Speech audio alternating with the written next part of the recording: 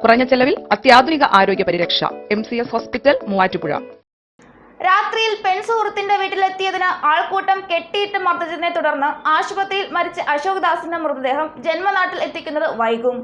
അരുണാചൽ പ്രദേശിൽ നിന്നും 2 പേർ എത്തിയെങ്കിലും ബന്ധുക്കളല്ലാത്തതിനാൽ മൃതദേഹം വിട്ടുകൊടുക്കുവാൻ പോലീസ് തയ്യാറായില്ല.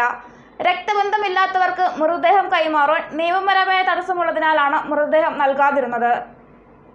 രാത്രിയിൽ പെൺസുഹൃത്തിന്റെ വീട്ടിലെത്തിയതിന് ആൾക്കൂട്ടം കെട്ടിയിട്ട് മർദ്ദിച്ചതിനെ തുടർന്ന് ആശുപത്രിയിൽ മരിച്ച അരുണാചൽ പ്രദേശ് സ്വദേശി അശോക് ദാസിന്റെ മൃതദേഹം ജന്മനാട്ടിലെത്തിക്കുന്നത് വൈകും. കഴിഞ്ഞ വ്യാഴാഴ്ച രാത്രി മരിച്ച അശോക് ദാസിന്റെ മൃതദേഹം പോസ്റ്റ്മോർട്ടത്തിനു ശേഷം മൂവാറ്റുപുഴ ജനറൽ ആശുപത്രി മോർച്ചറിയിൽ സൂക്ഷിച്ചിരിക്കുകയാണ്.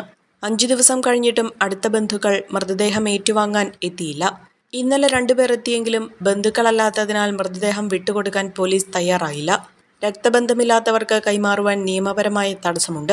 കൊല്ലപ്പെട്ട അശോക് ദാസിന് ഒരു സഹോദരി മാത്രമാണുള്ളത്. അവരാകട്ടെ ഭർത്താവും ഒന്നിച്ച് പശ്ചിമ ബംഗാളിലാണ് താമസിക്കുന്നത്.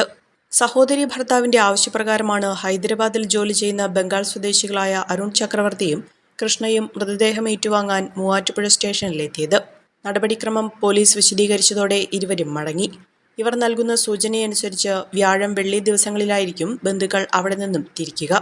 ഇങ്ങനെയാണ് വരുന്നതെങ്കിൽ ചുരുങ്ങിയത് 3 ദിവസം വേണ്ടിവരും മൂവാറ്റുപുഴയിലെത്താൻ. ഈ സാഹചര്യത്തിൽ ഇനിയും ദിവസങ്ങൾ മൃതദേഹം ആശുപത്രിയിൽ സൂക്ഷിക്കേണ്ട സ്ഥിതിയാണ്. ഇതിനിടെ സംഭവവുമായി ബന്ധപ്പെട്ട് ജില്ലാ ലേബർ ഓഫീസറെ കളക്ടർ വിളിച്ചു വരുത്തിയിരുന്നു. മരിച്ചയാൾ ജോലി ചെയ്തിരുന്ന സ്ഥാപനവും സ്ഥലവും അടക്കമുള്ള കാര്യങ്ങളെക്കുറിച്ച് വിശദമായ അന്വേഷണം നടത്തുവാൻ മൂവാറ്റുപുഴ ലേബർ ഓഫീസറെ ചുമതലപ്പെടുത്തിയിട്ടുണ്ട്. തൊഴിലിനിടയിലല്ല മരണം സംഭവിച്ചത് എന്നതിനാലാണ് വിഷയത്തിൽ ഇടപെടാതിരുന്നതെന്നാണ് ലേബർ ഓഫീസർ കളക്ടറെ അറിയിച്ചിട്ടുള്ളത്. Maharani Wedding Collections, the classic bridal world.